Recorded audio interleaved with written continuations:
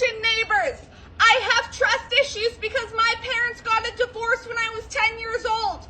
I'm sorry that this is our first conversation. Have a good night.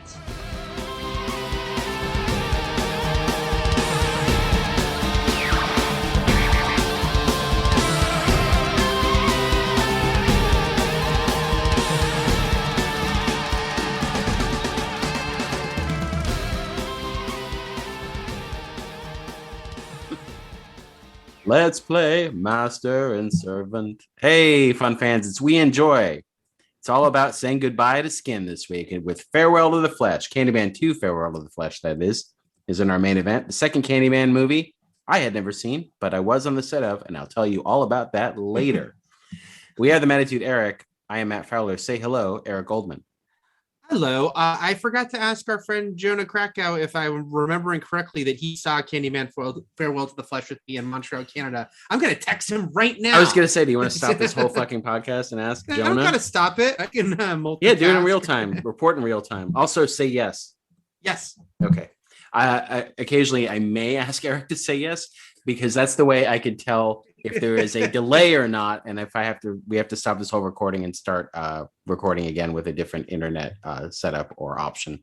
Also, we're in a weird cult where I have to just also it's like one of those it's like the Seinfeld pilot within a pilot episode, the TV show that they're doing, where Eric was actually sentenced by a judge to be my butler. So you have to do everything I say. Or a Bella Twins stipulation. Yeah, like a wrestling stipulation, because that was even used more recently in AEW, where Chuck Taylor lost and had to be a butler. It lasted about 2 weeks. They usually do. That doesn't last long, that stipulation. No. Someone should tell the heels that. It never works out. So yeah, Candyman 2 is in the main event today, followed by Candyman 3 next week. So you already know your main event for next week. And then the Candyman movie will be a one-off. We'll have to decide what we're actually main eventing on the podcast. I know. We have to decide what our next series is. We have so much. And Eric and I will also be doing a very special episode of We Enjoy Wrestling. The original podcast, which now just feels like a spinoff to this. And as we head to SummerSlam next weekend. So yeah. And we'll have plenty of time during our drive to Vegas and back to discuss what we'll do in upcoming episodes. So we're not going to talk about anything. I'm just going to make you say yes the whole time. All right. That works too. You can find us on Twitter at the Matt Fowler and the Eric Goldman. We enjoy podcast on Twitter as well. Also, we enjoy podcast at gmail.com for emails and pertinent questions or random questions that have nothing to do with anything, or if you just want to say hi. Please subscribe to us on any podcast platform. And if you listen to us on Apple Podcasts, please give us a 5-star Frog Splash rating there and drop us a nice little note. Or just say Shakma or Knee Lift or Picnic at Hanging Rock or some shit. I don't know. And let's see, Eric. I didn't actually take a crack at the Google Doc. Let's see. Okay, yeah. So let's start off with some news here. This is going to be an actually email and Twitter message heavy podcast. So we're limiting what the other things we talk about. I would like this to go short because I am wiped out from this week already, and I am praying to the heavens above that my word maker makes it through this entire thing. But let's see how it goes. Well, then I'll say it. Then why did you pick 2 things for good things to enjoy? But just keep it short. And now I totally drew a blank, because in my head I was like, what if I just do this instead? And I was going to do something totally different and swap it out. But now I can't remember what that one thing is. So now I'm stuck with the 2 things. All right. Maybe I'll think of it before we get to it. Okay. Very briefly, let's talk about what's going on with Venom Let There Be Carnage. Venom 2 Let There Be. Is it Venom 2 Let There Be Carnage? No 2. No 2. Just Candyman Farewell to the Flesh. There's no number. No number. And then we'll just briefly talk about our thoughts of the premiere episode of What If on Disney Plus. And then we'll get to them emails and Twitter messages and all that good, juicy, sticky stuff. So Venom 2, what's going on with Venom 2, Eric? Venom 2 has been delayed 3 weeks. What was it, September 24th? I know it's October 15th now. is the new date for Venom 2. So another delay, not nearly as dramatic as other ones that this movie and a million others have had over the last year and a half. But is the concerning element is the concerning element at all? Obviously, the world is a concerning element in general, but that this is how the delays started. They started with like a week or two and like, we'll see how it works out, and then everything was like Fast 9 was like, see you next year. I think everyone's trying to avoid another like 6-month to year-long delay. I think they're trying to avoid that. Everything is so malleable. It's like, as sucky as things are now, it's hard to remember that about 5 or 6 weeks ago, they were looking so much better. And even when Black Widow opened and it was like, oh, wow, 80 million is pretty low for a Marvel movie these days, it still was 80 million. It still was like, okay, like, and that was on the heels of like Quiet Place 2 and Fast 9, and like the movies opening decently, not pre-pandemic level, but decently hit a success. So now things have changed so drastically in the negative direction. So I think the hope with the 3 weeks is maybe it'll change, which maybe it will. Everything is such a like variable, and everyone's like, okay, well the Delta variant in the UK, it hit so hard, but then it was done pretty quick. Maybe that'll be the case here. So maybe those 3 weeks will be enough to help it, do better than it would have September 24th. Also, I do think, Suicide Squad just opening to a very disappointing opening.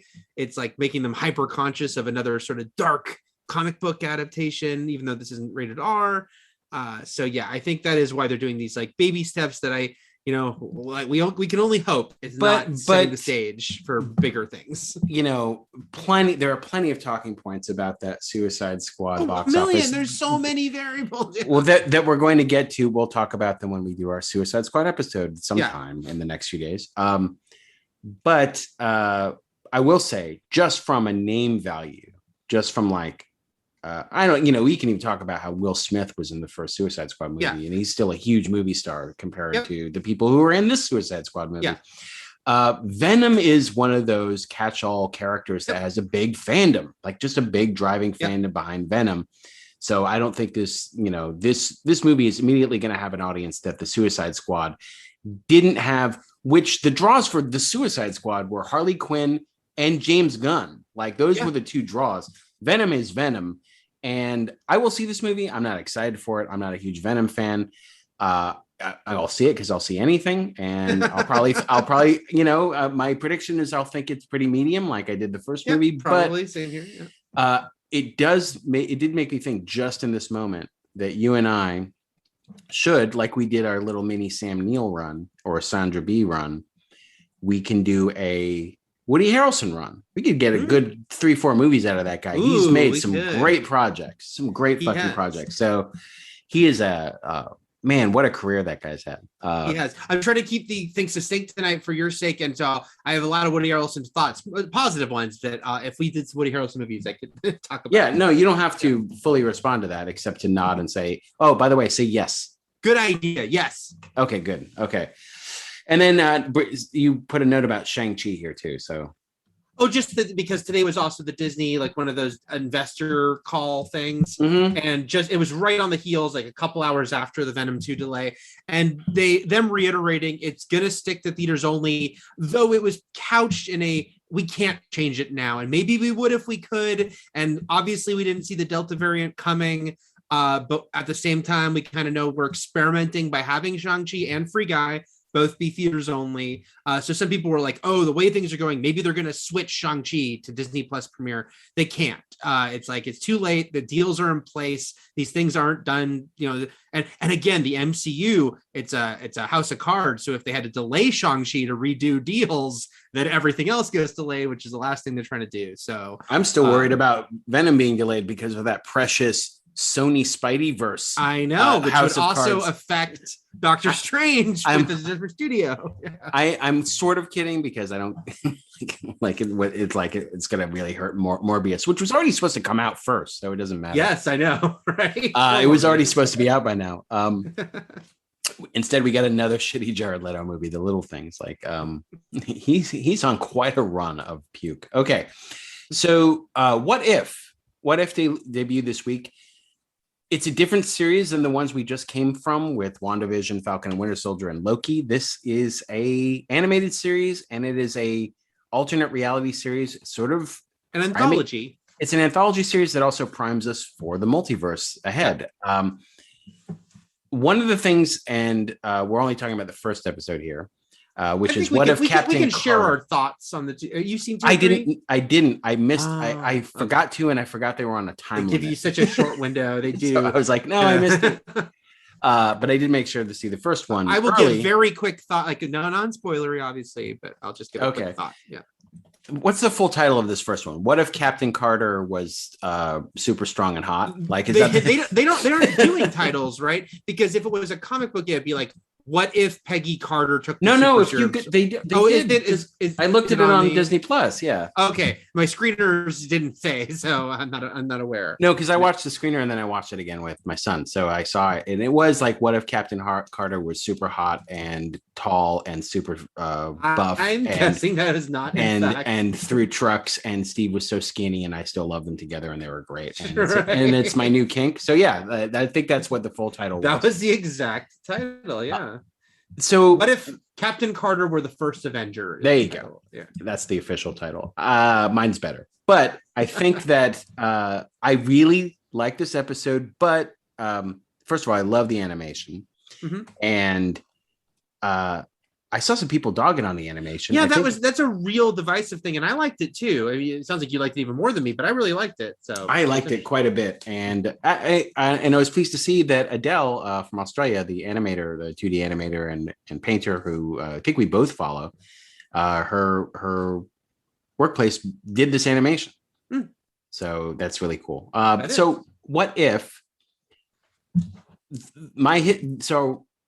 I'm assuming my history with What If comics were just like yours. We read the What If comics. They were great. They were, again, just like this show, these one-off anthology issues. Sometimes a comic would contain a couple What If stories. Some lasted an entire comic book issue. Some were shorter and were split between one issue.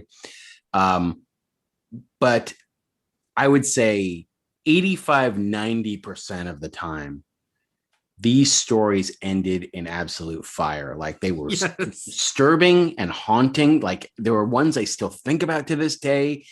Usually, most people died, if not the main characters themselves. So it wasn't like, hey, this is fun. This guy's doing this thing, or lives were ruined. Lives were ruined. What if Spider-Man Save Gwen Stacy ended with everyone miserable? Like, it wasn't like they were happy at the end of that. Yeah, and what if the Invisible Girl had died, ended with Reed Richards and Annihilus. Like, he kills himself killing Annihilus. It's just right. And another one ended with all of the X-Men dying, and it was all. So there were ramifications, but those ramifications were atrocious. They were awful, and there's a part of me that realizes that the Disney Plus series is not going to go as dark as those comics, nor should it. But I won't deny that my appeal for those stories was that ending. And I read those like I read Flannery O'Connor's short stories in high school, which was to say, after I read a couple of those stories and realized that they all ended very, very tragically and morbidly, I would start reading the story and then almost try to play a game in my head where I'd predict how it would end. So it's like, so I'm just giving an example that doesn't exist. Where if a story was called The Old Man in the Barn, I was like, I bet the old man dies in the barn. It's kind of like that's how it goes. And the same thing with the What If comics. This What If episode, I don't need everyone to die, Eric. I don't. I know you know me and I gravitate toward dark things, but I don't need that. But I also don't feel like I need the first Avenger told over with everyone just in different places. Right. And saying the lines that someone else said previously. Because then the whole episode becomes just like, I get it, Yeah. So this was a cute, endearing episode, but it's not what I want from this series. Yeah, it's interesting. I totally agree, because it is so reliant on taking Captain America: The First Avenger and pretty much redoing it with swapping out who's doing what, but fundamentally telling the same story. I love Haley coming back. I love everyone. I don't know why Yeah. Chris Evans wasn't back, but Josh Keaton, the Amazing Spider-Man, did that voice. The Spectacular Spider-Man. Spectacular Spider-Man. I should know from the theme song, obviously. They get Toby Jones, but they don't get Chris Evans. I don't know, for like one line. Downey, Evans, and Johansson all didn't do it, so they're all people who are kind of done. Forget the lawsuit. It's just like it seemed like they. And then Brie Larson's notable because she is still doing it, but because almost everyone else did come back. There's a few other exceptions, but those are the biggies that didn't do this show. Look, they got the Tooch back. Yes, they got the Tooch back, and then they also, I will say, deep cuts here because the opening credits, I'm reading all the names, and it's like, oh, he's back, she's back, and then I read Bradley Whitford. I go, oh wow, Bradley Whitford, they got him to voice a character. That's so interesting. And then I Googled it because I'm like, John Flynn, I don't know that name. I don't know him from Marvel Comics, but let me Google it. And then I'm like, oh, he played John Flynn in live action, Bradley Whitford, because John Flynn was in the Agent Carter one-shot, the short on the Iron Man 3 Blu-ray that was before the TV show. That's right. Jesus Christ. Yeah, so that was like a super deep cut. I just thought they brought Whitford in because he's great at playing a dick, like. And I do literally think. I mean, that's probably why he was cast in the first place in the one shot. And also because there was no way Tommy Lee Jones was coming back, and they're like, we can just have a different character in there. And then they if he could have voted for Obama twice, he would have. He would have, yes. John Flynn has some problems with Peggy Carter, but not with Obama. The way my brain was going, because I'm trained. My brain's trained to just look for how this can turn sort of harrowing and haunting. Is when Steve as Hydra Stomper gets blown up on that train. I was like, oh wow, Steve's Winter Soldiering now, and that would have been a darker turn, but that didn't happen. Yeah. So, I mean, we don't have to belabor it because it's like, I think we're on the same page with this first episode. It's cute. It's sweet. We both love Peggy. Great to have her in this role. And I'm all for, Captain Carter and her and Steve still being in love with each other with the opposite, the swap there. And, they do the fact that they are still destined to have like a tragic, we can't be, well, of course, Endgame ended up changing things, but the brunt of it is like, oh, we can't be together. But it still felt like, okay, kind of a redo of First Avenger. All I'll say, Matt, is the other two I've seen are much more not doing that. Like they're going on their own path. So I do wonder about them beginning with this episode. It might have been a calculated thing because they kind of need to sell this concept to people who don't know it as well, and maybe baby step them in with like, here's something but tweaked. And they decided they needed to anger as many non-human anti-woke bots as possible by starting things off with this episode. And a female captain. They're all just Flynn, right? They're all just Flynn bots. They're all just Flynn. They ain't gonna break a nail. He's saying that to this giant Amazonian Peggy. He's like, oh, want to women be shopping? All right. Well, Bradley Whitford would argue with them, but yeah. So enjoyed the first episode, but it's pretty slight. But I think you will enjoy some of the things to come. That's all I'll say. I'm excited, and so are our listeners. Okay. Side note, I really liked how they made Ross Marquand, who took over for Hugo Weaving in the two last Avengers movies as Red Skull. Yeah. A guy who as Aaron on Walking Dead, who is also notable for his very good dead-on impersonations. Mimic. He is the Mimic. Alec Baldwin as the Mimic. One of my favorite old, rare, obscure, one-off SNL sketches, The Mimic, which I don't believe is online. But he was a bad Mimic, but Ross Marquand is a very good He's a very good Mimic. And so he was literally hired because he could mimic Hugo Weaving as Red Skull because he's great at that. Okay. So the fact that Bucky, played by Sebastian Stan, voiced by Sebastian Stan, is given these really sort of like cheese dick lines to say like, who ordered the calamari? And like, this guy's a couple sardines short of a can, like it's really... It's the 40s, Matt. That's all they had. It is all they had, really. They couldn't reference TikTok. What are they supposed to do? Like I do all the time. I can't stop. Okay. Can't stop the TikTok. I'm going to read a few emails and then I'm going to get to some of the things you all sent in because I did a call out on Twitter a few weeks ago and then again on last week's podcast about we were curious about the things that you have watched because of this podcast, whether it was the main event, whether it was something Eric and I mentioned in passing that we liked, or whether it was an official good thing to enjoy. So we got a bunch of messages about that I'll read. But first, let's get to scroll.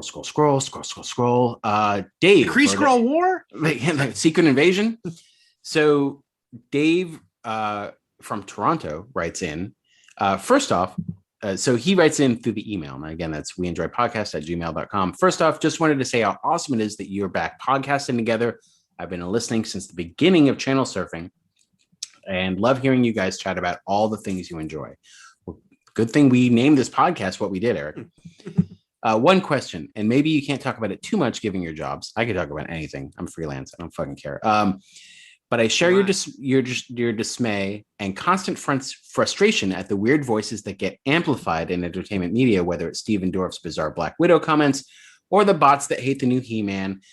That quote, people on the internet are angry isn't really news. And the only reason I ever hear about any of those made up controversies is because IGN or Vox or whatever other media site runs a half dozen articles about it. I get that the cynical answer is that people like me rage click on them, but wouldn't it be better to just let those people scream into the void? You two would still have to deal with ignoring people in the comments, Twitter mentions, but otherwise we could just go along with our lives. So he ends it with, anyways, just curious to see how you balance that as people in the industry who feel the pain most acutely. Dave in Toronto. Like print, internet, TV, media, journalism, it's all a function of capitalism and commerce, and it's driven by money. And so not just entertainment journalism, but everything. So it applies, but it doesn't because it's about violent crime. But if it bleeds, it leads is a saying. Like whatever the most violent, shocking thing that gets people to tune in is what we're going to put first in a newspaper, in a local news broadcast, it is getting people's dander up. That's what it does, and that's what drives advertising sales. And it sucks. It sucks. It does. And then, of course, there's always the thing about the people on the internet, especially people on Twitter and whatnot, don't reflect people at large. And a lot of that even goes with awareness. And, we can, we can talk about something like the Suicide Squad where was there confusion about the title and what it was, which sounds funny to us who are very locked in on all this and know exactly what is happening. But of course, in that ecosystem, things can just take off and be click worthy. I can say clickbait, but also just they do draw clicks. So people keep going to them. And look, am I sick to death of everything about the discourse about the Snyder Cut and now about Release the Ayer Cut and wish we could move on and not have to ever talk about it? Sure. But I also know that it's so divisive, it always gets clicks. And so anytime David Ayer or someone does a quote or the Suicide Squad's opening and all the cast have to answer the question about, do you want to see the Ayer Cut? And they have to give their quotes. And then those quotes get picked up by every outlet. And here's what Margot Robbie thinks about it. And here's what Joel Kinnaman thinks about it. And then David Ayer responds to those quotes with a new quote. And it's just a never ending thing. And it can be super frustrating. I also cynically, I understand why it happens, because something like that just innately draws attention, good and bad, or everyone's fighting about Ryan Johnson or anything. And it is part of the system, and it does suck because you wish it could be cleaner and you wish you could cover something and move on instead of kind of getting caught in these loops. But it is, if like Matt said, if it bleeds, it leads. If it Snyder cuts it, I can't think of a good rhyme. If it's Snyder cuts, it's in the butt, right? Sure. I was just started laughing just remembering seeing a movie a few years back at Alamo Drafthouse, which our Alamo Drafthouse, Eric, we have like 5 here, but we're getting one back tomorrow. Tomorrow, yay! I thought you were going to say it still hasn't opened, but tomorrow. No, tomorrow, and they're I'm going to see Friday the 13th on Friday the 13th at Alamo. So I'm very excited. I'm going to see Jason Goes to Hell at the Los Feliz 3 tomorrow night on Friday. Yeah, it's a great night for Jasons everywhere. But I wanted whatever. I don't remember the movie that was playing, but the trailer was happening. And it was Knives Out, and it was like Ryan Johnson, and this dad was there with his kids, and he's like, "That looks good. Just keep him away from Star Wars." Anyway, it's still something I laugh at. That fucking dad teaching his kids bad things. Okay. Next up in the email chain, we have this is an email, but messaging chain. Michael over on Patreon, and you too can be on message us on Patreon. It's not you don't join Patreon to message us on Patreon, but it's something you can do. It's just another thing that can happen there. But over on Patreon, you can for a paltry fee, you can get a commercial-free version of this podcast and not hear political ads or blue pills or whatever. So he just wants us to know that he thinks doing the Godfather series in the future would be a great main event idea, which is what we brought up last week. Maybe toward Oscar season. Maybe, Michael, maybe. Curtis on Patreon. We have to juggle that with our. We want to do the Scream movies before Scream right now is scheduled to open in January. But holy shit! What about our Harrelson Fest? We'll figure it all out. Okay, so Curtis on Patreon wants us to know that he's glad he's not the only one that doesn't see anything exciting in the Eternals trailer. Again, Curtis, I agree with you. I'm waiting for the actual trailer to sell me a little more than the snippets we kind of saw and whatever that was, teaser. And then now let's dig into actual messages from our listeners of things that they've watched that we have recommended or required for main eventing. Square Evil on Twitter just wrote, Earth to Ned, really enjoying it so far. So there you go. Jason on... So it has a very catchy little theme there. I'll stop myself. Well, I mean, if you're going to do themes, just sing Spectacular Spider-Man. Oh, that's a great one. Spectacular Spider-Man. Jason on Twitter writes, so I had previously tweeted you about how I enjoyed Picnic at Hanging Rock per your suggestion. Just now discovered that Amazon did a remake series. Is this something I should also try and enjoy? I think we kind of mentioned that when I was talking about Picnic at Hanging Rock. I hadn't seen it then, and I still have not watched the Amazon. It was a series, not a movie, remake with Natalie Dormer. So I don't know. Isn't Samara Weaving in it as well? Yes. Speaking of, and I've been watching a lot of Samara Weaving. I've been on a Weaving kick. I was on a Weaving kick too because I watched Snake Eyes. That's not a good one. It's not a good one, but she's in it. I'm just saying I'm just saying it's part of present. It's part of a kick. It's part of a kick officially. She's great in things, except I didn't like her as Scarlet. So whatever. No, I didn't like her as Scarlet. I didn't like the movie that she was Scarlet in. All right. Then we've got Jason, why don't you watch it and tell me if I should enjoy it? How about that? Picnic at Hanging Rock. Quicksand Buddy, who we know on Twitter, writes in, listening to this episode right now, and you just asked if anyone watched any movies thanks to the podcast. So I wanted to let you know that I watched Saw 1 and the entire Fast and Furious series for the first time, thanks to you guys. I also plan on watching Child's Play in October. I think he means Chucky. And want to make clear that's October, not Halloween. Just sometime in October, but not officially Halloween season, man. It's Halloween season for sure. It's Halloween season right now, if you ask me. Well, it's starting. Yeah, we're starting up. Well, the spookies are already in Home Goods, Eric. Yeah, you can get all the decor. Okay. Allie on Twitter writes in, I've certainly rewatched lots of awesome stuff I had forgotten about because of the podcast. Grosse Pointe Blank, most notably, but further back, first timers would definitely be Black Summer due to Matt's recommendation and The 100 due to Eric's, but both shows I loved. Wonder how much of The 100 he caught. That's a lot. Black Summer is 2 seasons and it's probably not coming back, but I said that after the first season, so we'll see. But The 100's a lot. Okay. There were several 100 episodes, in fact, Matt. Well, yeah, you got to work the gimmick, right? Oh no, it was so like, would they get that final season? And if they did, because they've been doing 13 episode seasons near the end, but they've done a couple 16 episode ones for 2 and 3. but it was like if they only got 13, they would have ended at 97. So I'm glad the network realized they had to give them 16. Like, it's so funny, like that they were willing to spend a handful of $1 million on the bit. Yeah. but it makes sense, right? It's like, right, it makes sense, but it's still millions of dollars. Right. Like three episodes is a lot. But they're like, yeah, if we do that, 100 episodes, okay, we're doing it. So they can say there are 100 has 100 episodes. Now they can say it. So I won't read all of them, but there were several like thumbs down and boos over the fact that people watched Speed 2 for the first time.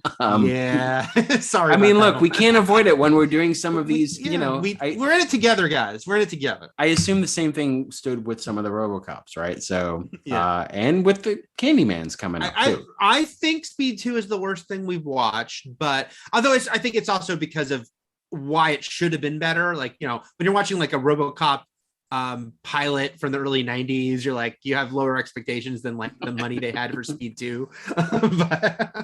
And I think with the RoboCop movies, we watched like a decline. So by the time we got to 3, we're like, this is where it should be. It's this is where we ended up. Yeah. Shawnee B on Twitter wrote in, Mr. In Between just finished the first season. I love the characters and dialogue. I do too, Shawnee B. I love that show. Todd on Twitter writes, Go. I found it fantastic and a good thing to enjoy.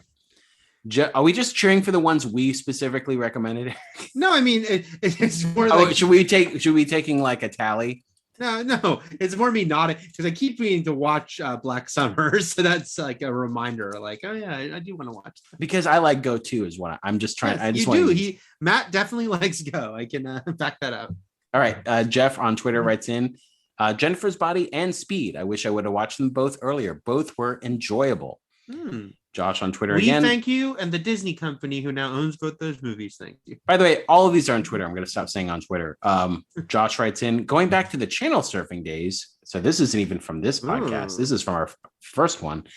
You guys got me into Deadwood, Spartacus, Black Sails, and Community, thanks to the episode you had Allison Brie on. Let's get Allison Brie back on here, Eric. All right. do your thing. Yeah. I'll work on it. It has been fun and nice but also a funny thing. Like, look, we realize like Matt and I are like, on Twitter all day pretty much. But I realize that people, of course, they're more healthy than we are. And they're not. So it is funny. Almost every week, we'll end up telling someone we have this podcast. Like, who are like, I miss channel surfing. Can you bring it back? And we'll be like, we have a new podcast together, and they'll be surprised. And I'm not like, how dare you? It's more just like, because they're not like, they follow us on Twitter, but they're not obsessively on Twitter because their fucking screen time is reasonable. Right. Exactly. So I'm glad to have you, is what I'm saying, is that as we slowly have sort of gotten some people that didn't realize this podcast was around, it's been very nice. As you've welcomed us back. Mike writes in the Mouth of Madness. That was a hell of a ride. Just wow. I love Neil in Event Horizon, so I thought I was ready for it. It's just wild. Do you Lauren writes in Bride of Chucky and Seed of Chucky, which she notes is a far cry from the first Child's Play. Indeed it is. Demolition Man 2, she writes in, although she feels like she's seen it before. WandaVision and Loki. Gave up a bit on Loki, but she'll see if she can revisit it. David on Twitter writes in, I said I'd stop saying on Twitter, but I'm a liar. Why? It's just how God made me. David writes in RoboCop, Event Horizon, The Guest, The Edge, Devs, Dread, Ghost World, Overlord, Ravenous. Love them. And then thanks us for keeping the Letterboxd We Enjoy Recommends list up to date. Then Michael on Twitter, Jennifer's Body. It was a great mix of some 90s teen slasher flicks with some added supernatural stuff. I'm on a big Adam Brody kick, not unlike our Samara Weaving kick, because of the Kid Detective. So really enjoyed seeing him. He's really underrated in general. He is. And we've talked about, it's like I mentioned how 10 years apart, he had these really funny horror comedies about where he played characters part of groups who were trying to murder people to benefit through Satan or some such. But also he's in Scream 4, I forgot until I saw it recently. So another good horror comedy. Brody plus horror comedy equals me happy. Jeff Solomon, who was a listener of Channel Surfing, we both know that. Jeff Solomon writes in, Child's Play, both of them. I thought they both had their own merits, but the remake was not thought through well enough with its Apple premise. I would watch both of them, though. Watch more of both, though, and I have. Jared emails in. Pause for a second. Have you seen that? Not really pause the podcast, but have you? It's too late. I stopped recording. Have you seen that trailer for an animated comedy opening this fall that is spookily similar to the Child's Play remake as far as its setup? Yes. No, now it's ringing my bell. Yeah, I have it in the back of my head. I did see it. Yes. It's like no. It isn't like Zach Galifianakis the voice of the Thing. Maybe I'm trying to figure out what it is because I'm trying to remember the title. But yeah, it's like, lonely middle school kid, new like AI, but like robot buddy. It goes, hey, something wrong with it, and it's doing things it's not programmed to do. There just isn't murder as far as I can tell. Ron's gone wrong. That is what it is. And Ron's gone wrong. So look up the trailer if you haven't seen it, people. And it's like, if you've seen the Child's Play remake, it is a very, very similar setup. As far as and look up who does the voice. I think it's Zach Galifianakis. You're right. Okay. And it's Jack Dylan Grazer from It and Shazam is the kid. It's as far as we know, there's no murder. The trailer doesn't tell us that. It could be a big, like, sort of second act twist in that movie. Sure. Jared has emailed us and writes in, Hi, Matt and Eric. I really liked your story about telling off loud people in cinemas. I'm too shy to confront anyone about it, so I normally just let it ruin the entire movie for me. I'll try to build up the courage and be more like Matt in the future. Be more like me, Jared. Be more like Matt. Be more like Matt. We need to bring some shirts back, Matt. We can do a Be More Like Matt one. Be more like Matt and tell people to shut up. Yes. Shame fathers in front of their children. Right. Break the family dynamic. So the kids are like, and that's the moment I realized my father wasn't a hero. But this is still pertinent to the previous what have you watched thing. Jared continues, I think you wanted people to write in about things you've watched based on your things to enjoy, so I've got a few for you. Bo Burnham's Inside. Like Eric, I'd been sitting on this for way too long. I think you watched it pretty soon. No, I did. Yeah. Yeah. Well, he's been sitting on it way too. He's probably conflating it with me saying I just hadn't watched other Bo Burnham comedy before. Okay. Yeah. But his recommendation spurred me into action, and I think I've watched and listened to it at least 10 times now. It's fantastic. I'm going to stop the email here for a second. I also, I think I told you on the podcast that I watched it. Did I? Yeah. I think a week later. I wasn't too long, but I absolutely love it too. And I listened to the soundtrack on Spotify constantly. Yeah. The Goodbye song is amazing. Anyway, and then he also watched Werewolves Within. Thoroughly enjoyed this film, which I chose to take my wife to for her birthday. Good news, she enjoyed it too. We found the characters very funny. Is this Shelley Goldman? Yes. Shelley Goldman, who watched The Punisher. Did you see my tweet about that? No, but you're going to tell me that right after I finish this email. I did see the tweet. That's why I want you to tell our listeners. Sorry, they're both Eric recommendations. I promise I'll get to Picnic at Hanging Rock soon. Why am I associated with this the most? This fucking movie that Picnic at Hanging Rock. Are you doing the Kids and Simpsons? Yeah, yes. Picnic, Hanging Rock. The kids love Picnic and Hanging Rock. They do.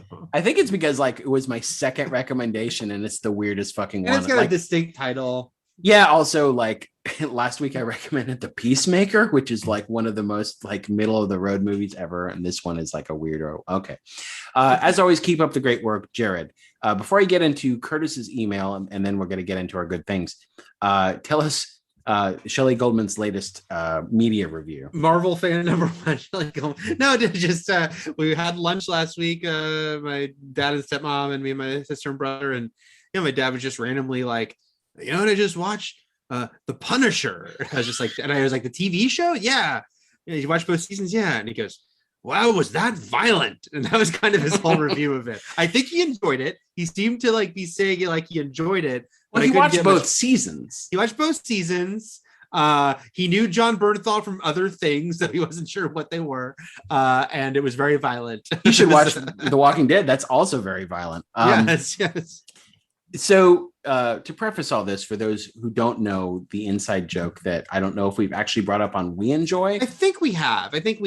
which is just, it's an inside joke that Eric and I have had forever, which was that Shelley's a very brief review after watching Blade. During Blade. During Blade. Okay, what part? I don't remember the exact part, but I saw Blade with my dad on Father's Day in 1998, and he turned to me halfway through the film, but I don't remember exactly. I don't remember what was happening. I don't remember if like a little girl had just kung fu kicked Blade through glass. Were motherfuckers trying to ice skate uphill? Right. What part of the movie was this? But my dad, who is a very, very straight-laced person and in no way a geeky person, turned to me and goes, "This is a good movie. It's interesting." And that's why that quote's on the back of all Blu-ray covers for Blade. That's right. I think so. Anyway, well, the Blade fact that he liked that movie and thought it was interesting leads me to believe he enjoyed Punisher. I don't know what he thought about anything else. I know Karen Page shows up in it, but he didn't watch the rest of the Netflix MCU. So I don't think so. All right. I think Foggy is he in it? Maybe the first season. Okay. It is very violent. It is very violent. Okay. Curtis writes in on email. This is a different Curtis than the Curtis who wrote in on Patreon. This is Curtis from West Virginia. Greetings, Matt and Eric. I just wanted to pop in and say great choices in picking Jennifer's Body and Candyman as your recent main events on the podcast. I had never seen either movie until now, but enjoyed both a great deal. I admittedly didn't give Jennifer's Body a chance back in the aughts because I unfairly bought into the negativity against Megan Fox as an actor. I should have given Megan Fox a chance as well as this gem of a movie. Free Megan. And Candyman, like a lot of horror movies, was just one I'd never gotten around to seeing. I consciously had intentions of watching it recently after learning of the sequel reboot with Jordan Peele attached. So when I saw you guys were doing the franchise's main events in the upcoming episodes, I finally got around to watching it. I'm glad to say it did not disappoint and was every bit as creepy as the movie poster and VHS box I remember seeing as a kid was in my local town video rental store back in the early 90s. I hear the two sequels aren't so great, but I really dig the first and look forward to Candyman 2021, despite whatever quality Candyman 2 and 3 might be. Curtis. Then postscript. I'm actually starting watching Farewell to the Flesh right now, and I'm displeased to see it starting out with the insufferable British professor from the first movie. And that he's the hero. And that he saves the day and becomes new Candyman. All right. It's like, instead of bees, I'm made of toast. He's British. Okay. It was always you, Professor Longhair. Played by Michael Culkin. Okay. So, good things to enjoy. Why don't you start? I'll do one that I literally saw for the first time last night, but I thought, why not? Also, I had to decide if I was going to do this because sometimes we have skipped a couple potential main events for the fact that you cannot stream or rent, or in no way are some movies available digitally. And it's like, if we want you to watch along, that's a big problem in 2021. And this movie is not available digitally, but I feel like as a thing to enjoy, I can say, here's just a good thing that is in print on Blu-ray and DVD. So if you actually were able to get physical media, you could watch this movie. I just double checked to make sure. Even if people can't watch it right now, you put a bug in their brain about things. And maybe things pop up. Yeah. So I will do 1970s The Landlord, a movie I don't even know if I'd heard of until I saw. I mean, maybe I knew the title vaguely. Directed by Hal Ashby, a director who I had never seen a single movie from until last night, except maybe looking at his movies, I was like, okay, I think I saw parts of Coming Home and Being There as a kid. But certainly I haven't seen his two most notable movies, I think, which are Shampoo and Harold and Maude. I hadn't seen like sort of his heyday of the 70s stuff, but last night at the New Beverly, they did a double feature of The Last Detail, the Nicholson movie he did, and The Landlord. And they were both really good, but my favorite was The Landlord, which is this. And then I started Googling it and started seeing it was his first movie. It's kind of obscure, kind of like people kind of forgot about it, but now people kind of came back to it. Beau Bridges is the star, and this movie is very ahead of its time because it feels like thematically a movie that would happen today with like its theme, what it's about, what it's tackling. Because Beau Bridges is a well-off guy, son of privilege to a New York family, who decides to buy a tenement building that he is in a predominantly Black neighborhood, that he has thoughts of like basically kicking everyone out eventually to renovate.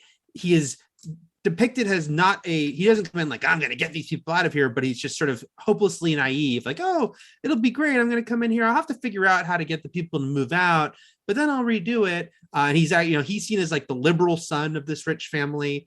But then it's basically, he moves into this building, meets all the people who live there. We get to sort of establish them all. Louis Gossett Jr. is Lou Gossett, as he's credited, as one of the guys who lives in the building, and sort of what happens from there. And just it's I was like, wow, it's about gentrification, first of all, which is such a like thing in recent years. The neighborhood it was filmed in, Park Slope, became an actual very gentrified neighborhood after this movie. Just the whole depiction even of him as like a liberal guy of a privileged family who actually doesn't really know anything, like he means well, but he's kind of very naive. Everything about it, I was like, wow, this is very much a story you'd see done today. There's a very funny part with his mom because she's acting like she's not racist, but she is, and she's like, remember when we took you to see Guess Who's Coming to Dinner? And it's a funny line, but especially because Yes Who's Coming to Dinner would have come out like 3 years before or something. It's like such a recent thing. Anyway, it's very funny is the thing. It's like it was my first time seeing a Hal Ashby movie, and I'm like, okay, this is like kind of very sardonic.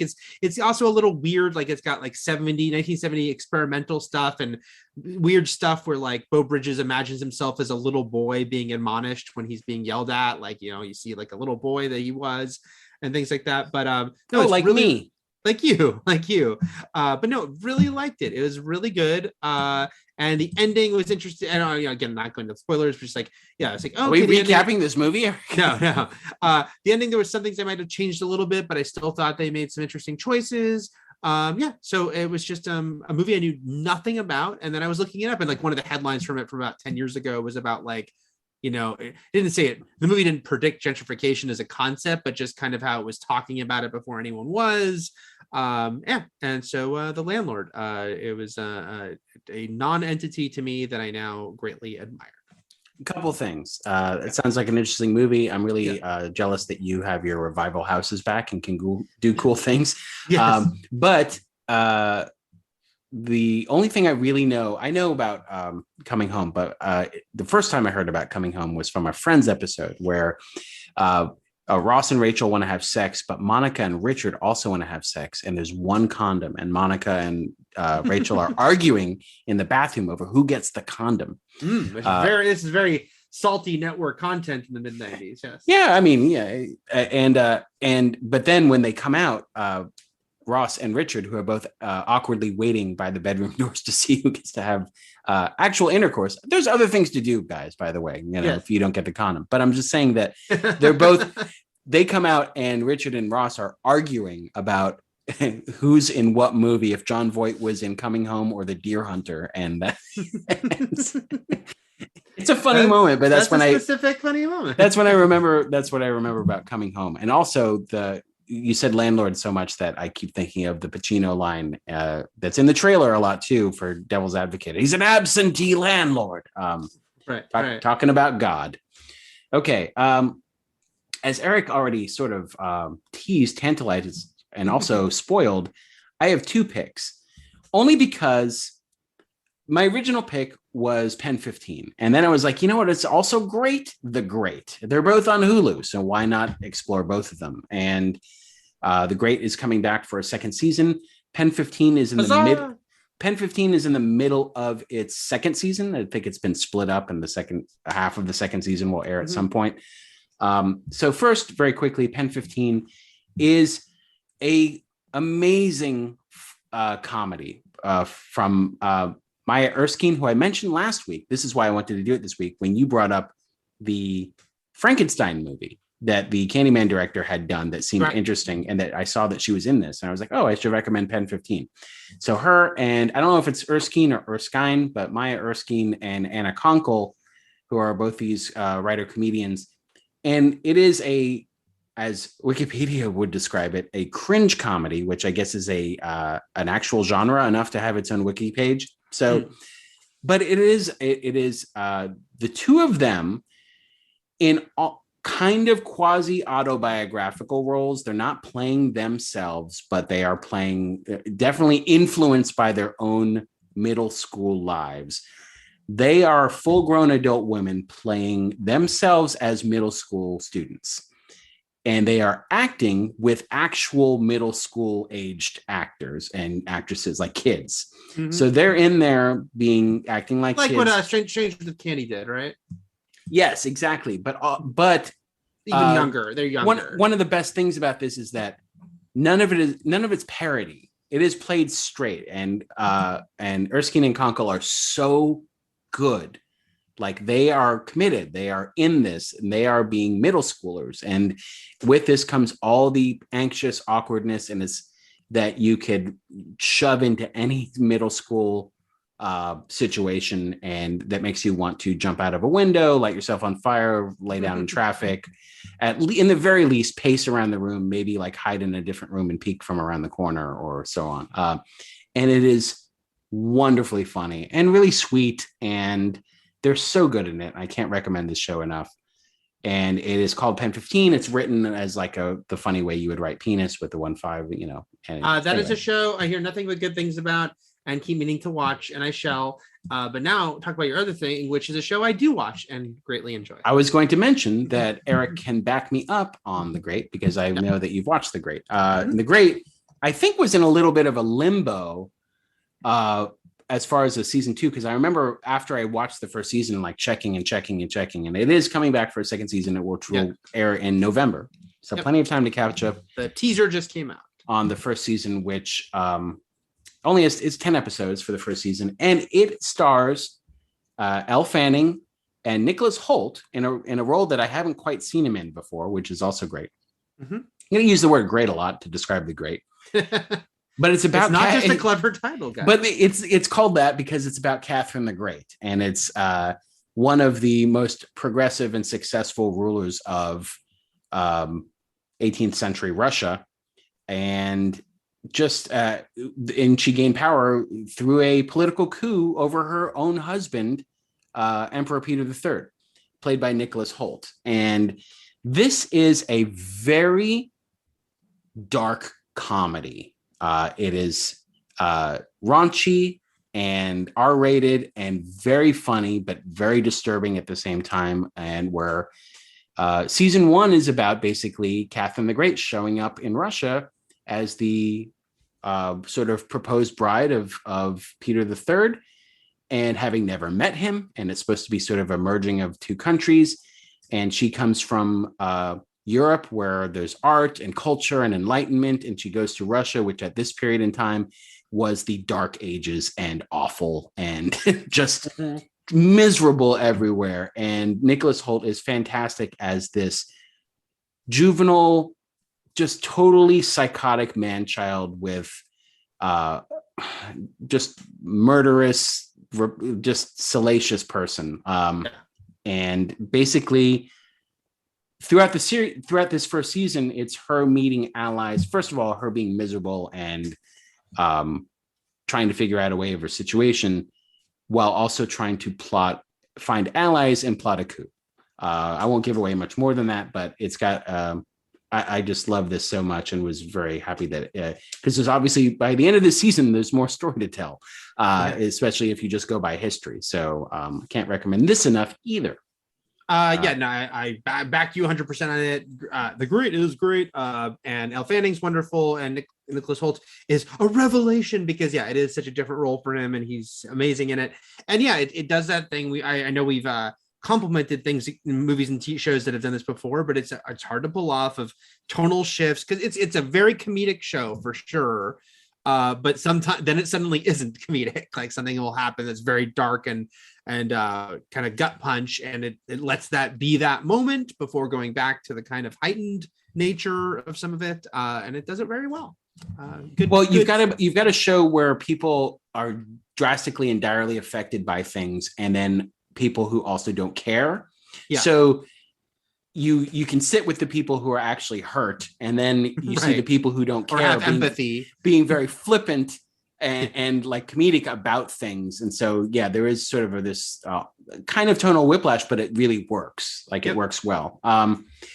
Okay. Yeah, let's move on to Bye Flesh, Candyman 2. Farewell to the Flesh. Next week, Candyman Day of the Dead is in for in the US on Hulu. The third. All right. I have it written wrong here in the Google Doc. Candyman. I had Candyman 2 there. Candyman Farewell to the Flesh. All right. I will start by saying that I was on the set of this. I mentioned it last week. I need to know more. No, there's no more to tell except for. Did you wander on set? What happened? No, you remember Marie, so my dad's girlfriend in the past. Marie, I think this was after they weren't together anymore, but I was still, I was spending the day with her. She was in the prop department. I saw her name in the credits too, on the set for this. And so I went and sat for the day. In LA. Yeah. Sadly, this was a studio shot. So it's not like I was bumming around the French Quarter with my dad's ex-girlfriend. I'm just saying that sadly it wasn't a Candyman day. So there wasn't anything really cool to watch. No one was throwing bees on anyone or hooking anyone from behind. But it was the scene where brother Ethan is in the police interrogation room and he throws the ashtray through the mirror and sees the not David Boreanaz cop on the other side. Yes, a very Boreanaz-y cop. But I watched the scene quite a bit, and so I was waiting for that line. It's like, I said, leave it alone, and he throws it through, and I remember it so clearly in my head. Wow. I'm waiting for that because, and I remember him throwing the thing in the mirror, breaking all wrong. And then my dad's girlfriend had to go and they had to redress it and set up the mirror again because he fucked up. But yeah, so anyway, little did I know I was on the set with Bill Condon. I had no idea. Yeah, that's the main thing about this movie is that this director has become so successful without being, I think, like a household name. But, Gods and Monsters was a few years after this, very acclaimed with Ian McKellen. But then since then, it's like he wrote Chicago, but then he directed Dreamgirls, big hit, Oscar-winning hit. He directed the last 2 Twilight movies, and he directed Beauty and the Beast with Emma Watson and Dan Stevens, which made $1 billion. So a very Chicago got nominated for a lot of awards too. So it won Best Picture. I mean, he wrote that one. Oh, that's right. It won Best Picture. Yeah, I mean, I liked it. It won Best Picture, and he was nominated for an Oscar for screenplay. He did not write Candyman 2, but he also writes movies, and he was nominated for screenplay Oscar for both Gods and Monsters and Chicago, and won for Gods and Monsters. Mr. Cellophane. So yeah, this Candyman movie, the Bill Condon is a big time Hollywood Condon. Yeah, big time Condon. Remember when Rachel and Monica were arguing over the last Condon? Yes. Okay. This movie shifts from Chicago, Cabrini Green to NOLA, to Nolans, in a very Crow City of Angel style way, which is like shifting cities to something very culturally different and has a very specific vibe and a very specific holiday going on in the Mardi Gras leading up to Fat Tuesday and the sort of the carnival of it all, of this, and you've got a sort of a local DJ called Kingfish who appears quite a bit going on. A very Wolfman Jack in American Graffiti role of like narrating the movie. Kind of coming. I wanted so bad for him to get killed on air by Candyman because he appeared so much that I thought he was like, I'll say Candyman 5 times, Candyman, and then he's like, oh, and everyone hears him get murdered on air. Right. And it's interesting because this movie's, I mean, I completely see it's a formula that can often work, but this movie, it just really stands out that what they're trying to do is different but the same, because it adds a lot to like the Candyman lore. It's a new city, new setting. It adds a lot of backstory and stuff you didn't know, but it also is repeating young white woman goes into an African-American community, learns about the Candyman. And well, she's like already dangerous mindsing the African. Yes, she's already a teacher, but then sort of like kind of goes on this investigation further into what's going on in this community. This movie was better than I expected it to be, but it also, you might have to help me. I'm still confused over a lot of things. Sure. Not like his origin or backstory, though. I'll probably repeat this later. I think it was a bad move. It gave us more Tony Todd and more essentially Candyman or Daniel Robitaille, but I think that seeing him die felt cheesy. Like it was way more. It's kind of like the more flashbacks you got of Freddy Krueger, the sillier he seemed. Yeah. And so here it's like I like seeing paintings of it. I liked even seeing quick flashbacks, like just the flashes of the horror. Seeing that scene play out, that scene was not great. And it sort of robbed the Candyman of some of the scary majesty that he had because it felt so silly. And then everyone going Candyman. And it also just makes me think, why isn't this motherfucker going after the families of descendants of these guys? Right. Like, why is he like targeting people that he should be protecting and loving? Yeah. So that was a big thing for me in this movie is like, he had some plan with Helen, who was probably the reincarnation of Catherine, I think now. Caroline, sorry. Yeah. But he still wanted to kill her. And I was like, okay, I accept that because that means that they can just Candyman and Candyland together. And she did turn into a murder monster. So whatever. But why would he want to kill his like actual descendant and her unborn child? Like, what is the benefit of having her eternally by his side in a way where his legacy can't carry on? I don't get that. Right. Yeah, it's a little. Answer me, Eric. I don't. I say yes. Say yes.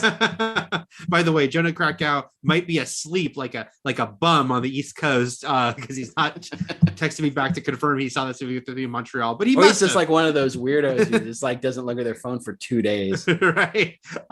He must have because I saw this movie in Montreal. I remember very distinctly. Yeah, no, I agree with you. It's a little wonky. Like, what exactly is he trying to accomplish, and how much can he like bring them? How much can they coexist in this what's he trying to do? It's also like you said, and because it repeats a lot of the blueprint of the first movie, we get into this weird area of like, does he just kill dudes, or is it every woman he meets just some deep connection to him, and he won't kill them? Because every time he killed Bernie in the first one. Yeah, but I get it. Yeah, but I'm saying like the people who actually say the Candyman name 5 times. Yeah. Oh, they also are wonky with the rules there because it's like, why does he not show up for so long? Philip Purcell, Michael Culkin's character, the only returning character besides Candyman from the first movie, like he says it at the book reading, but then Candyman doesn't show up for so long. So it's like, what did he show up and was he hiding? Like, what are the rules here? Well, that's the other thing is like, did he not want to do it publicly and he has to wait till someone's like hiding away, or does he need a mirror? I don't know what's going on. Right. But also, I felt like I was supposed to be a little offended by the fact that 2 jump scares were done by briefly seeing black men in mirrors. Yes. Yeah. It was so weird. Like, that's like, okay, all right. Like, and they happen in like, I think they were in a row. Close. Yes. Yeah. I also wanted to take this moment, Eric, before we get into the third movie next week, because we didn't talk about it last week, to address the beehive in the room, which is to say, saying Candyman 5 times is a lot. Like, I love Candyman, but that's like 3 times. Tighten it up, guys. Tighten the screws, because saying 5, like, it was already a stretch, because by the time we get to the end of the first movie, they had to come up with a way for Xander Berkeley to believably say Helen 5 times. Right, like in anguish, yeah. Because I'm already tired by 3. Like, Candyman. I'm like, oh my God, we're only halfway done almost. Like, I can't do 2 more Candymans. Is Bloody Mary 5 times? I forget. I think it's 3 times. Okay. If it's 5, it should be 3. How about that? That's my producer note. Oh, I do get a I told you so moment though, Matt. I think you misheard. Because Candyman, Daniel Robitaille did not come from money. He was a son of a slave, but he took the job from a wealthy landowner. I think you just merged those when you were saying that you thought he had money. No, his father was rich. No, yes, his father was a slave. No, his father invented a shoe manufacturing mechanism. I don't remember this. It's in the first fucking movie. It is? Yes. Why am I not remembering? Literally, the person tells her that he came from money. That's so weird. I don't remember that. Candyman shoe Invention father.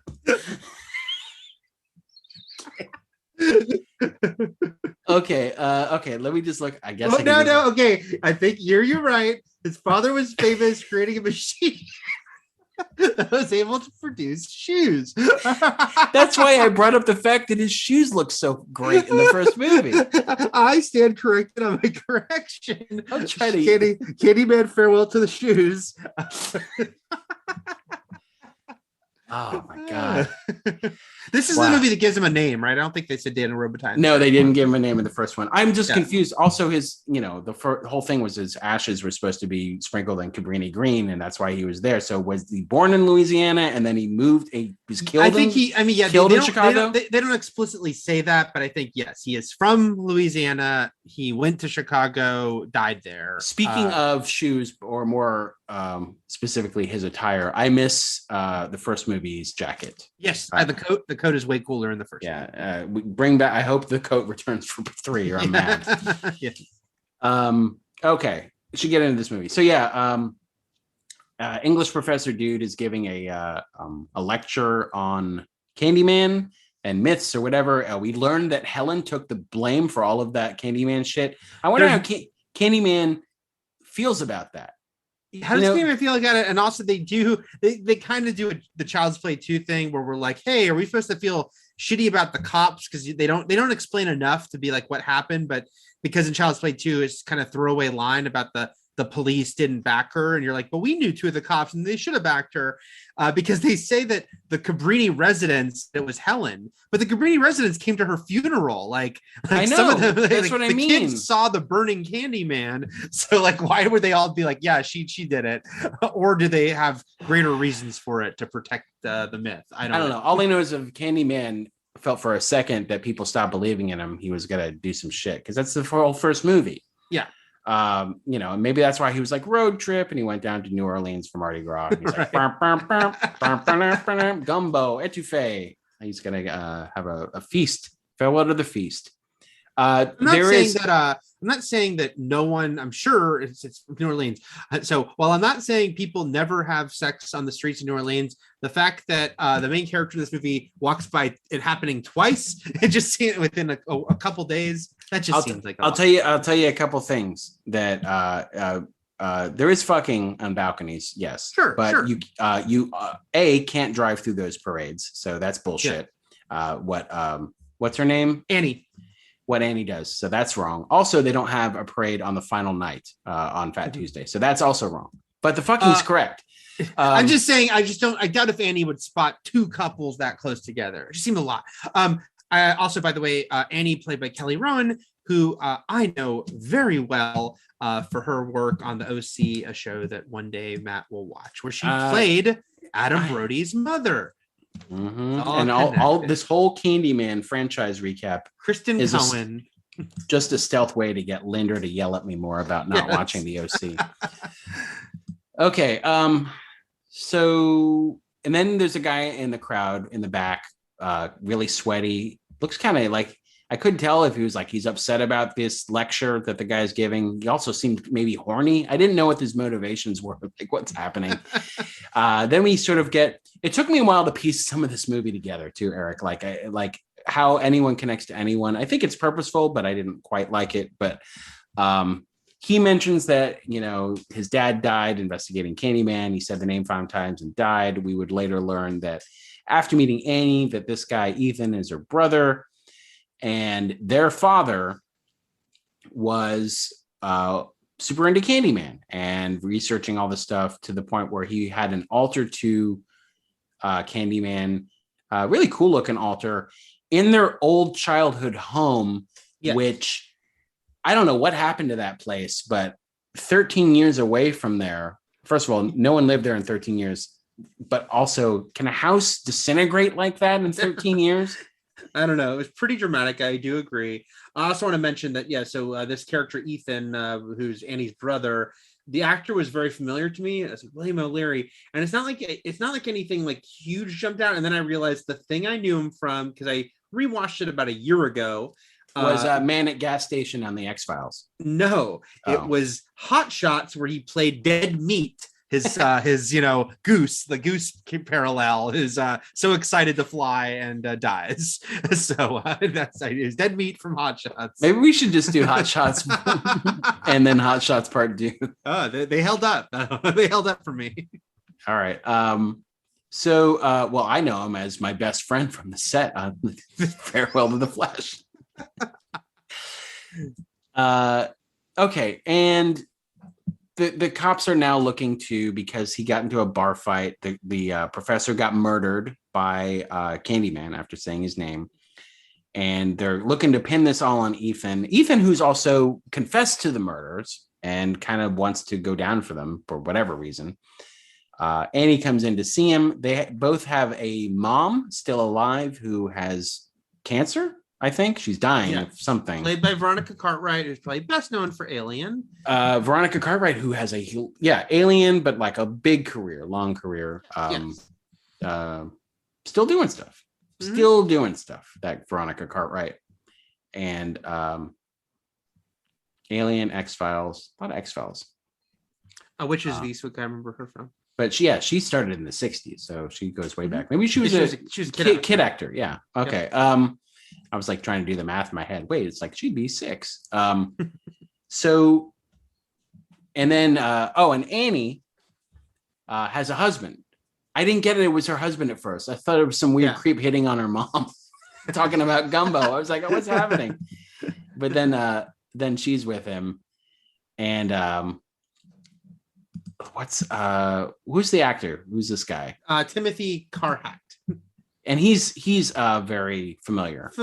He was the villain, I believe, in Beverly Hills Cop 3. Yes. And I'm trying to. I can't know. Also in the X-Files, I just think I can't notably pick him out as the thing I know him from, but I know him from something. If not, maybe sometimes actors we think we know from one specific thing, we just know from 20 different things in small roles. They kind of bleed together, right? If you see him so many times. All right. And all right. What's going on with this movie? Where am I? Ethan's in holding. She teaches, looks like she teaches art. And there's this, I don't know what's going on in this classroom. She's got a kid named Matthew. Then she's got another kid who you think is a bully, but I don't know what he gets into a fight with Matthew about something. And like he said, Candyman, I didn't want him to say, I don't know what was going on. But she decides she's going to be a performative ally in front of this fucking class and say Candyman 5 times, which we've noted is a lot, in front of the children. And so Annie says it and fucks up her life. Basically, that's the movie. She's like showing off in front of the kids and messes everything up for everyone. But if she didn't do this, Eric, what would Candyman have done?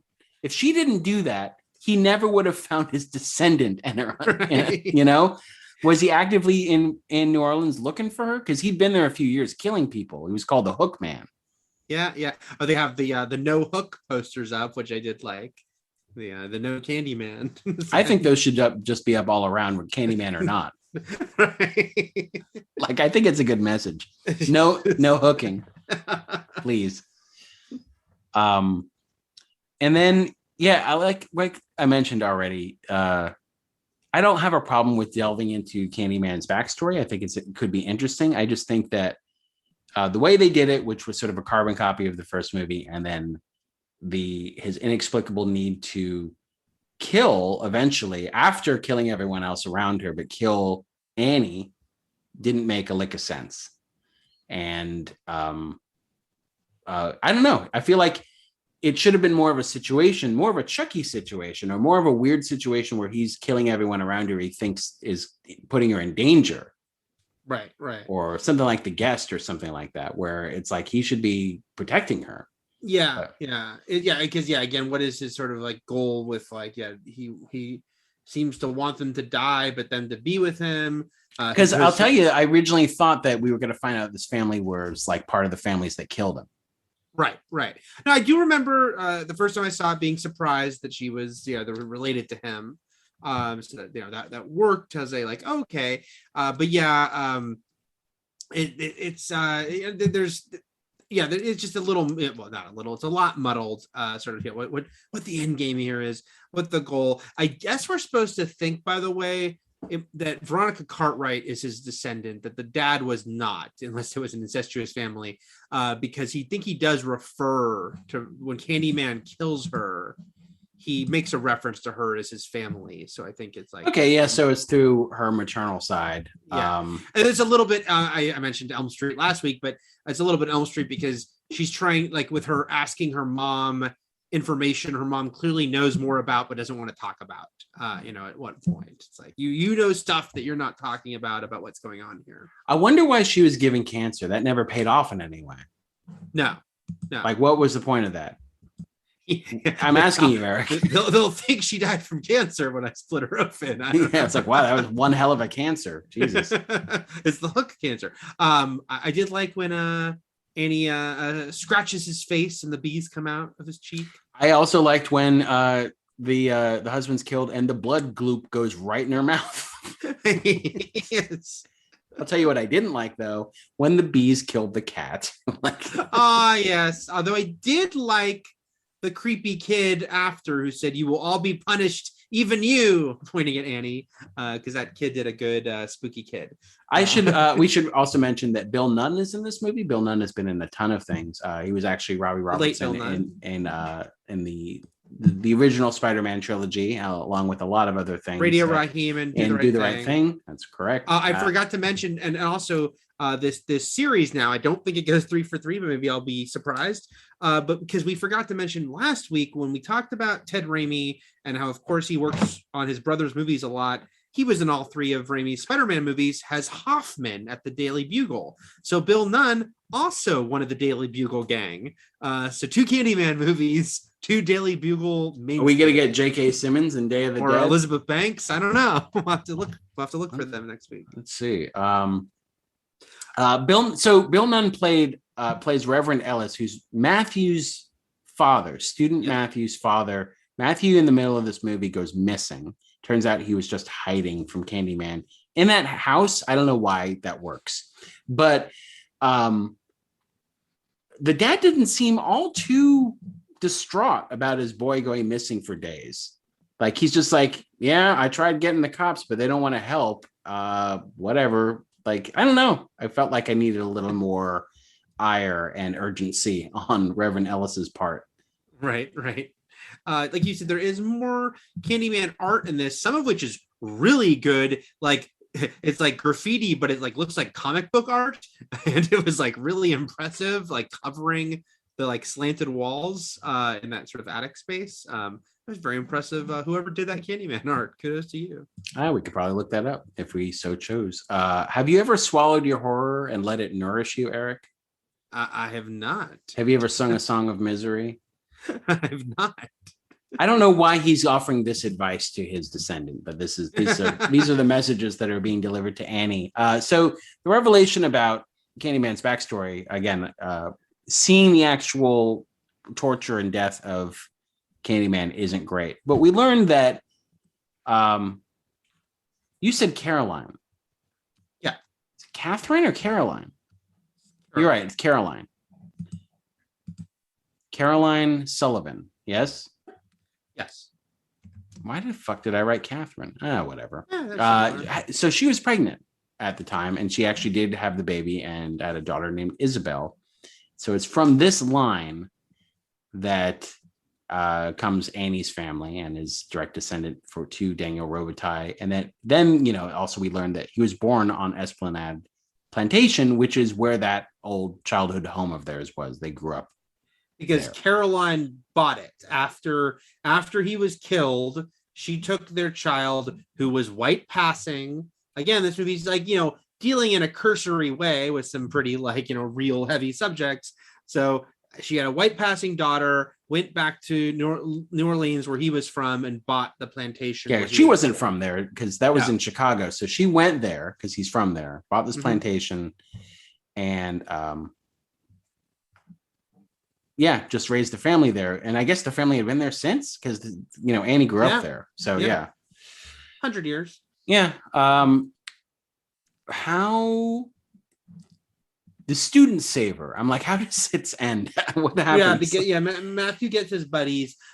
It's funny, by the way, they repeat a couple of lines from the first one. They're like Candyman lines, sweet to the sweet. And then he says, be my witness instead of be my victim.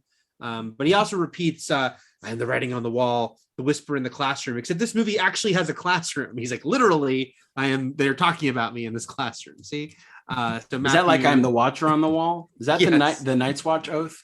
Yeah, that's the Candyman oath that he wants his whole family to take. Well, swallow your horror and let it nourish you. I think that does fit with the Night's Watch, actually. But before the kids save her, we should mention Annie has a rough night. I mean, her husband's killed early in the movie, but then her mom is killed in front of her. She gets away, runs into the other cop who's like, "Oh, your brother was killed." So it's like, we should mention with that I was curious to see how this was going to play out when the cop was watching the security footage. I was like, what is she going to see? Is it going to be like a Blair Witch 2 Book of Shadows situation where it's just completely warped reality? Or no, it turns out she watched a phantom kill, and she doesn't see Candyman, but she sees it. Someone killed him who didn't appear to her, and it certainly wasn't Ethan. Right. Ethan's cowering on the floor very clearly. Yeah. Basically, like after this movie specifically, if everyone's like, why wasn't Annie arrested for the murder of her husband or her mom? It's like, well, we knew there was a ghost villain. We can fill in the gap with that security footage and the cop that saw it and all that stuff. That maybe that other cop lives, so yeah, she could back her. But also, we'll have to see once we get into Day of the Dead if any of this is even mentioned. They decided they were going to actually mention Helen because the first movie, it made sense. Will the third reference the second? Who knows? We don't know. But I won't say. Some bitch ass horrible CGI from 1995. Yeah, that problem of mid-90s low budget movies that, again, there was some good CGI in 1985 if you had super high budget, but if you were at this level, if you were Mortal Kombat or this movie or even Event Horizon, mostly is practical but as a tiny sprinkling, most of the time if you put in CGI randomly in one of these movies, it really takes you out, which is too bad because the idea of how he dies, that he like turns to glass and shatters and he's the Candyman in the mirror, is cool. It's just he turns into like really bad 1995 cheap CGI. And it's one of those things where, it continues the argument of always trying to use practical where you can, because even I would still prefer watching an obviously fake real head explode or shatter than CGI. Yeah. Like I maybe it's just the way I'm conditioned growing up when I grew up. So I was just thinking the same thing because it is way overstated, and I've been guilty of it too, to be like, oh, practical is better than CGI because there's been such amazing CGI and there's so much CGI we don't even realize in CGI, and there's crazy shit where it's like, oh, it turns out that all the quantum suits in Endgame they're wearing were CGI. That's crazy. I never would have guessed that. It's invisible to the eye. But and I think you're exactly right. If it's bad, I'd prefer bad practical to bad CGI, because bad CGI really takes you out of it because it's so artificial versus bad practical because there's at least some physicality to it. So it ends up being the preference there. We also skipped over, by the way, though, with all the added lore, they do it reminded me of Chucky, which took to the fourth movie to add in like, oh, the heart of Damballa. We never mentioned it. This movie, in the second movie, it's like, oh, there's a mirror that his soul is like in. Caroline's mirror contained. And that was the other part of the cheesy. Like, I have no problem with a trinket that you use in modern day, but seeing that in the origin death, where it's like he has when he appears after he dies and he pops up for a second. Yeah, that was cheesy. It's bad stuff. This wasn't a complete and utter shit show. Shit show is now in the dictionary, by the way. Yeah. I thought it would be, but it also wasn't great. I would say I enjoyed it 17% more than I thought I would. No, yeah, I'm kind of the same. I mean, remembering that I was disappointed when I saw it, and again, about 2 years ago, I rewatched when they announced the new one. I rewatched 1 and 2 and watched the third one for the first and only until this coming week's time. And And I did think, the second one was better than I remembered it. I guess it's, unlike Speed 2, it was better than I remembered without being good. It was like, oh, this is one of those sequels where it's like they're trying and there's some it's kind of like the weirdness of IGN's bottom ratings, which is like, what's the difference between a 2 and a 3 and a 4? Right. Which is like, it all sucks. Like, right. So it's like no one's going to go see that movie. Like, if they're going based on a review, whether you give it a 2 or 3 or a 4, no one's going to see it. Right? But I think the thing is 2 and lower is usually like it's painful versus like a 4 being like I could be okay watching this. I just still think like there's splitting hairs between like atrocious and abysmal, right? Yeah, there's still that line of like, would you see it? I mean, again, this movie isn't painful to watch and it has its moments. It just never really comes to life, it just is like, okay, this thing. The ending is fun with like, we see the new Caroline, Annie's daughter. She's got an awesome room, by the way. She has an awesome room. Speaking of spookies sold at Home Goods, she's got like a Halloweeny room. And she is, and it's this kind of interesting, bittersweet ending of Annie has embraced her family history that her mom tried to cover up. And Daniel Robitaille is like embraced his like, this is your family, this man.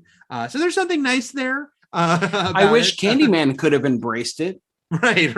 Like, I wish he could have just been around in mirrors being like, hey, he could have helped raise great granddaughter. He could have raised the kid, like giving her advice about bees. Maybe that's what he would have done if she'd finished saying the 5th time, we don't know. He's just recommending bee movies to her. Here's Bee Movie. Here's My Girl. Here's Akilah and the Bee. Here's Secret Life of Bees. They're all great, but not as great as the first Candyman. Yeah, he's his own movies. Yes. Yes. And Philip Glass came back, and there was more. Still a great theme. He's still a great theme. Yes, he's still a very talented composer who's also a prick. And yeah, saying Candyman 5 times is a lot. Just ask the little girl who I guess it gave her mom time to save her. Right. But also, how would she know? Who's telling her about this stuff? Yeah, because she had this was like they were going in. She was showing her the photo album. They're talking about. Doesn't she say I'll talk more about him or something? So where did that girl first? What if that's the first thing Annie told her? It's like, first of all, you should know this cool trick. But I'll tell you more about your descendant later. What if they pulled back at the end and it was like they're in a beehive? Whoa! Life is a beehive. It's one being honeycomb. No. Okay, that was Candyman: Farewell to the Flesh. I think we made it. I think I made it. You did. Yay! Hooray for me and podcasting in general. So next week, podcasting. So everyone out there, please Google Candyman shoe invention father, and you'll find your answer. Maybe Matt was right. His father. I want a prequel just about the shoes. It's the shoes. Eric. Okay. Okay. Shoe man. We've gone late night crazy here, or at least I have. So I'm gonna sign off. Next week is Candyman Day of the Dead. That one sometimes does use the 3, by the way. It does. It goes back and forth. It can't make up its mind. Yeah. Sometimes some of the posters say 3. What team will I be on? Team 3 or Team colon? I don't know. Find out. All right. As always, thanks for joining us on this journey full of bees and hooks. Always be anti-hook, and everything is possible, but nothing is real. And Shakma. Candyman, Shakma. See? Don't say it 5 times. That's too much. Too much. Shakma!